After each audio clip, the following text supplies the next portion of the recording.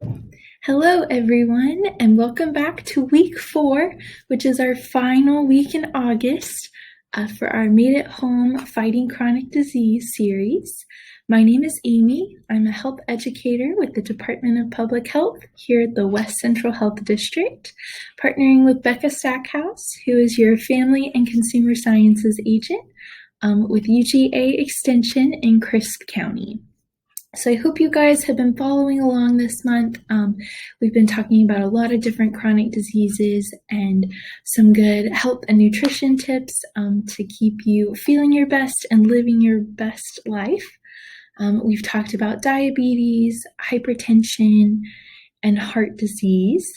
So to round us out for this last week, we're going to be talking about asthma and COPD. So again, I've said this each week, but I just want to remind you guys, with managing your chronic disease, it's really important to talk to your doctor and make a plan specifically for you. So for this series, we've been able to share some general information and some general health and nutrition tips and give you some fun recipe ideas.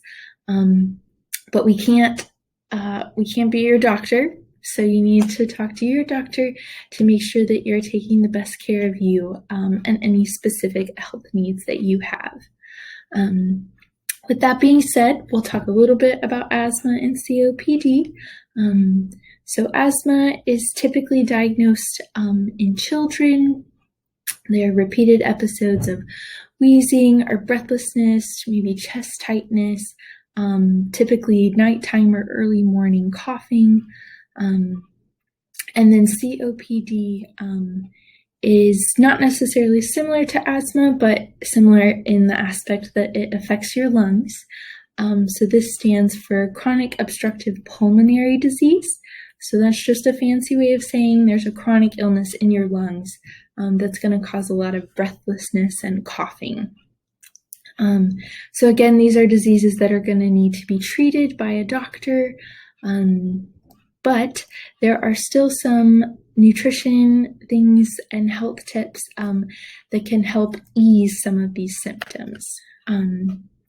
So right off the bat, the right mix of nutrients in your diet can help you breathe easier. So the nutrients that you're eating and the way that it's being digested into the body can help ease the strain on your lungs. Again, your doctor will be able to give you more specific recommendations, but just some general ideas for you guys. Eating fewer carbs and more fats can be helpful for people. Focusing more on whole grains and fresh fruits and vegetables, which hopefully you remember. I think that's come up every week of this series. Those fruits and veggies and whole grains are super, super important. And again, something else that's come up every week, less sugars from whatever foods that you're eating or beverages that you're drinking. The less sugars that you have, the better, the easier it is for your body to process. Staying hydrated is also really important. Avoid foods that may cause gas or bloating, and you'll know specifically what kind of foods will bother your body. But gas and bloating are things that can make breathing more difficult.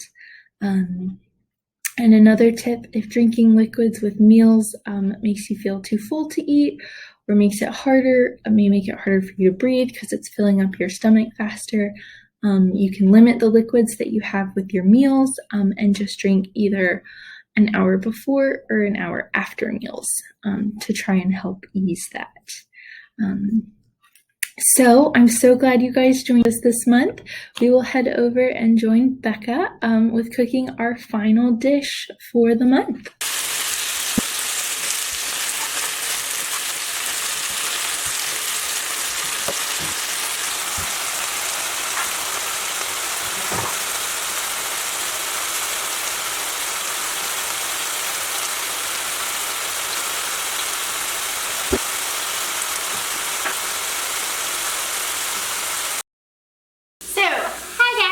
Welcome to our final episode of talking about chronic diseases. So thanks to Amy, we just learned some about asthma and COPD. And so we talked about what is asthma and healthy choices to make in your life. So here's a healthy recipe. We're making it in a crock pot so you can set it and have it ready when you get home. So we've got our chicken already in here, and so I've just put the chicken breast down in the bottom. Then we have our onions, our celery, and our carrots right here, and so we've actually just finished cooking those, and so they are going to be added on top of our chicken, and they've already got that roasted flavor to it. So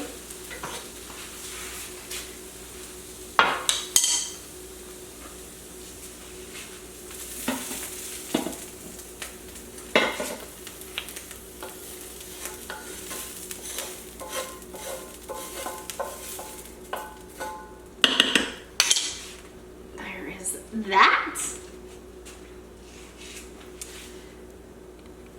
So these are a healthy taco with a bold flavor. So we're gonna add a half a cup of chicken broth in there just to help give some of that moisture. We've got our cumin, our salt, and our pepper in here. So we're gonna sprinkle that in as well. Then we've got our garlic minced. We're gonna dump that one in. Now, this one is optional. This is your jalapenos. So we're gonna add jalapenos, but if you don't want it to be spicy, leave them out. Then last but not least, we add in our salsa. So it's our green salsa, and this is just part of what gives it that flavor. And so what we're doing is we are making a shredded chicken for tacos. So we'll check back on it in a few hours, and we will see how it goes on to our corn tacos.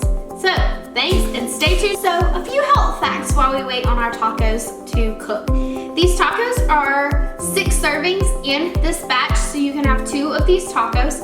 We're putting them on corn tortillas, and so adding corn tortillas and cilantro onto them. And then you're gonna get about 340 calories out of this, only about 14 grams of fat. You're gonna get 80 milligrams of cholesterol in it, but you're gonna get 24 grams of your protein in the day. So this is a really good source of protein, and it's a really healthy way to get some vegetables mixed in to that diet that you need daily.